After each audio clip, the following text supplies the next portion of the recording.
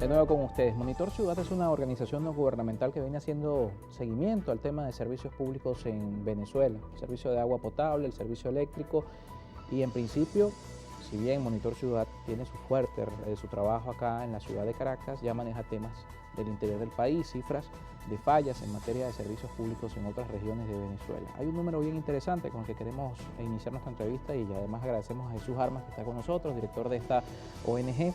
El 65% del tiempo en una semana el municipio Libertador lo pasa sin agua potable. Hay sectores muchos más graves, dice el informe.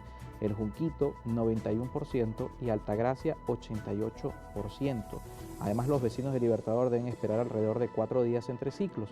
Sin embargo, hay comunidades que pasan hasta 21 días entre ciclos y no tienen capacidad para almacenar agua suficiente. Un número bien interesante con el que comenzamos, una realidad que parece ser que se extiende a todo el municipio de Libertador y sus distintas parroquias.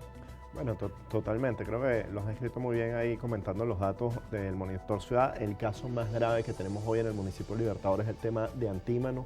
La verdad es que los vecinos de Antímano pasan el 95% del tiempo con las tuberías vacías.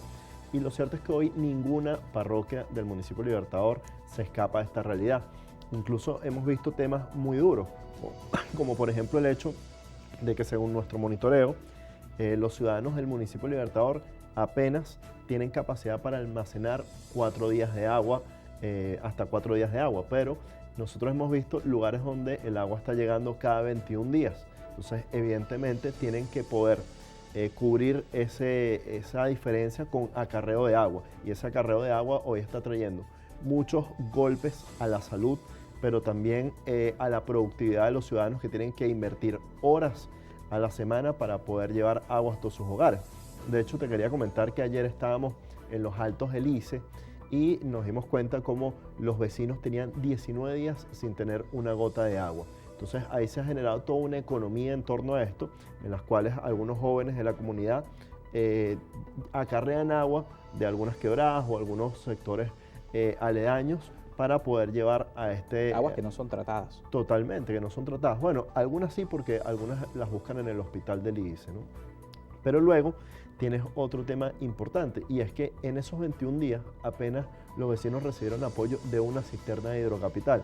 Entonces la verdad es que esto es un irrespeto al derecho humano al agua. Pero lo mismo lo estamos viendo no solamente entre los vecindarios regulares del municipio de Libertador, sino incluso lo estamos viendo en instituciones hospitalarias. También recibíamos denuncias hace un par de días del Hospital Vargas e incluso el Hospital Universitario, donde nos decían que los pacientes o los familiares de los pacientes tienen que llevar agua desde sus hogares. Entonces esto claramente es una situación muy grave que pone en riesgo la salud de los pacientes y que necesita una atención inmediata. Sin embargo, no hemos visto ningún tipo de voluntad política de parte del presidente del Acueducto Metropolitano ni del presidente de Hidrocapital. Hablamos de Caracas, pero ¿qué pasa en el resto del país? Este informe que manejan los primeros 5 meses del año 2022 se hace en el municipio de Libertador.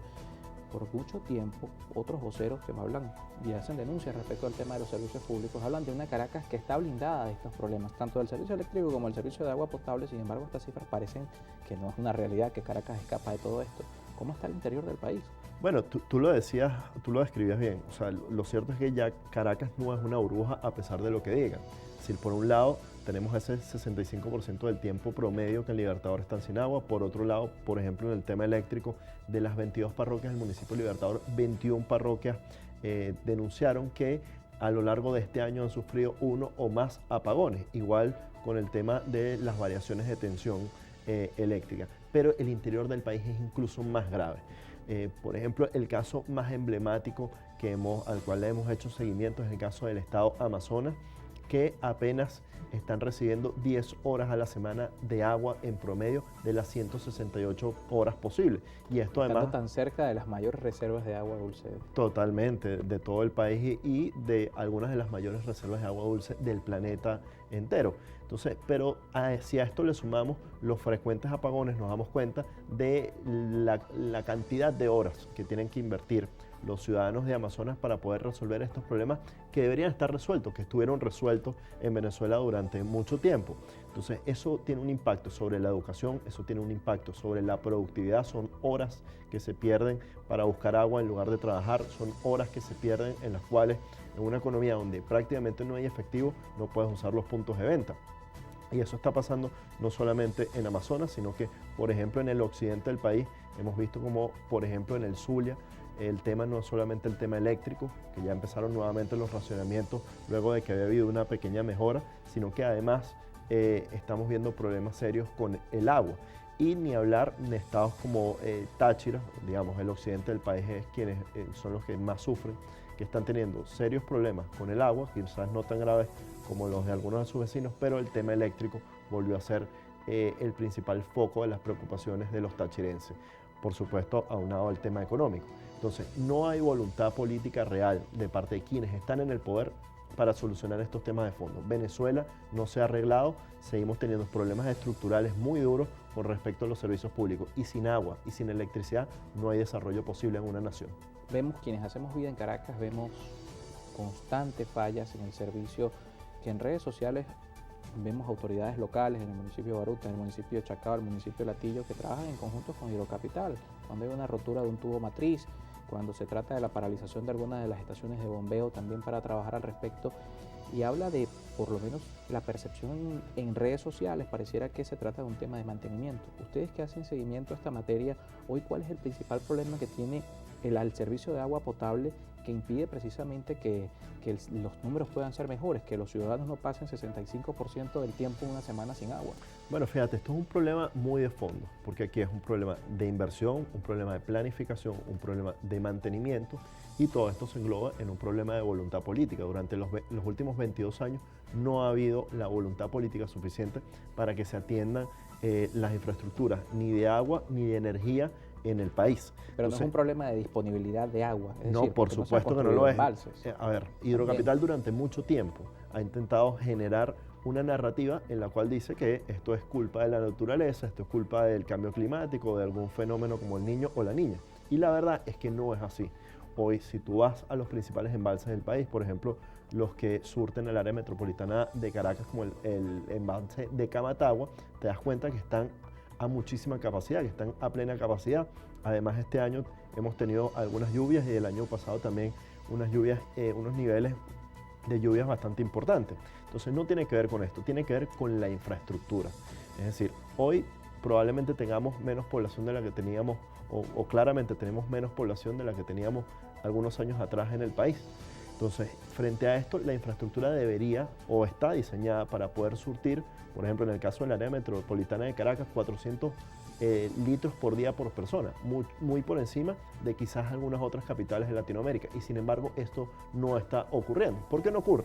Bueno, porque las estaciones de bombeo mayor, las encargadas de traer el agua de Miranda y de Aragua hasta el área metropolitana de Caracas, no están funcionando a toda su capacidad. Y más allá de eso, ocurre porque durante años hubo unos casos claros de corrupción, donde, por ejemplo, recursos que se habían destinado, aprobado para la construcción de sistemas como el TUI 4, nunca se materializaron. Estas inversiones se aprobaron, pero nadie sabe dónde están esos recursos. Nadie ha puesto en tela de juicio empresas como Camargo y Correa, que fueron los asignados a estas construcciones, y hoy no hay TUI 4, no hay agua en Caracas, y la infraestructura que se había construido en años anteriores pues está en un claro abandono, y lo mismo ocurre con el tema eléctrico en el país.